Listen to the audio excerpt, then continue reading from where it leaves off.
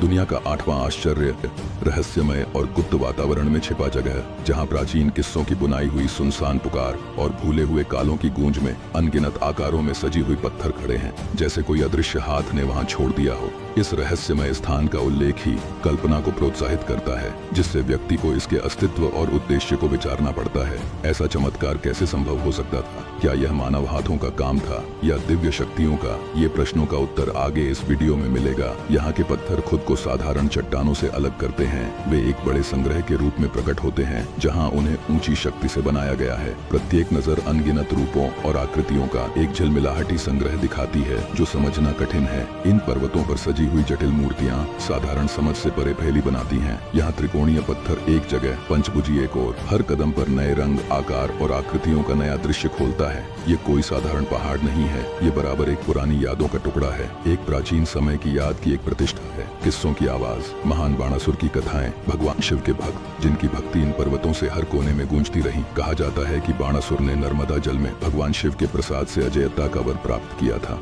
अपने अहंकार में लिप्त बाणासुर ने आकाशीय महलों को भी चुनौती दी। उनकी धार टूटकर पृथ्वी पर गिर गई। इन पर्वतों पर मौजूद पत्थर गांव वालों के अनुसार इंद्र के स्वर्गीय निवास के शेष हैं, जो कि बाणासुर के क्रोध से मृत्यु धारा पर उतार दिए गए। ये पत्थर स्वर्गीय महल का हिस्सा थे, अब दिव्य विवाद और मानव के लिए एक प्रमाण है। एक और कथा इस प्राचीन इतिहास के साथ जुड़ी हुई है। पांडव, जो नामर्दा घाटी में अनजाने अज्ञातवास के दौरान भटक रहे थे, नदी के देवी के सौंदर्य से मोहित पांडव श्रीमान भीम ने उनके हाथ में विवाह का प्रस्ताव रखा। नर्मदा मोहित होने के बावजूद भी अपनी दिव्य प्रकृति को ध्यान में रखते हुए एक शर्त रखी। भीम को विशाल पत्थरों का उपयोग करके रात भर में नदी का प्रवाह बदलने का कार्य सौंपा गया। सुबह कोर्स बदल गया और पांडवों ने पत्थरों को छोड़ दिया, अपनी यात्रा जारी रख दी। इस प्रकार उनके द्वारा बनाए गए वही पत्थर एक महान ढेर बन गए, एक पुराने युग के जीवंत स्मारक। वैज्ञानिकों का कहना है कि कावड़िया पहाड़ सदियों पहले एक ज्वालामुखी था, जो किसी वक्त फटा था। उसका लावा बहा और लावा ठंडा होकर पत्थर बन गया। तो यह जो पत्थर बने हैं, ये किसी ज्वालामुखी के फटने से जो लावा निकला